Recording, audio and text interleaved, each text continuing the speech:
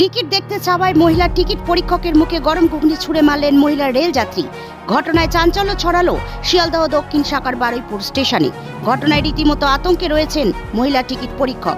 শনিবার সকালে অন্যান্য দিনের মতোই শিয়ালদহ দক্ষিণ শাখার বারুইপুর জংশনে ২ নম্বর প্ল্যাটফর্মে দাঁড়িয়েছিল আপ বারুইপুর লোকাল।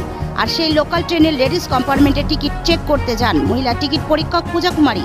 অভিযুক্ত মহিলা রেল যাত্রী ও তার আরও এক সঙ্গী সেই সময় লেডিস কম্পার্টমেন্টে বসে গরম ঘুগনি খাচ্ছিল। পাশ থেকে কিছু মহিলা রেল যাত্রী অভিযোগ করেন যে এরা সুভাষগ্রাম স্টেশন থেকেই সিট দখল করে বসে আসছে। টিকিট পরীক্ষক ওই মহিলার টিকিট দেখতে চাইলে আচমকাই গরম ঘুগনি মহিলা টিকিট পরীক্ষক পূজা কুমারীর মুখে ছুঁড়ে মারে। হতচকিত হয়ে পড়েন মহিলা টিকিট পরীক্ষক। একদিকে গরম, অন্যদিকে চোখে মুখে ঘুগনি পড়ায় রীতিমতো ভয়ে ও কষ্টে আর্তনাদ করে ওঠেন পূজা কুমারী। চোখ মুখ বিভৎস জ্বালা করতে থাকে।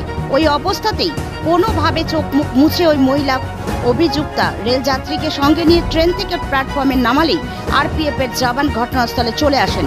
অভিযুক্তা মহিলা রেল যাত্রীর নাম জানা গিয়েছে সাইদা বিবি, বাড়ি সুভাষগ্রাম এলাকায়। তার কাছে সুভাষগ্রাম থেকে শিয়ালদহের বৈধ টিকিট থাকলেও বারুইপুরে আসার কোনো বৈধ টিকিট ছিল না।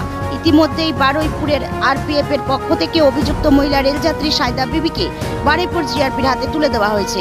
রীতিমতো আতঙ্কে রয়েছেন মহিলা টিকিট পরীক্ষক। বারুইপুর জিআরপিতে অভিযোগ দায়ের করা হয়েছে।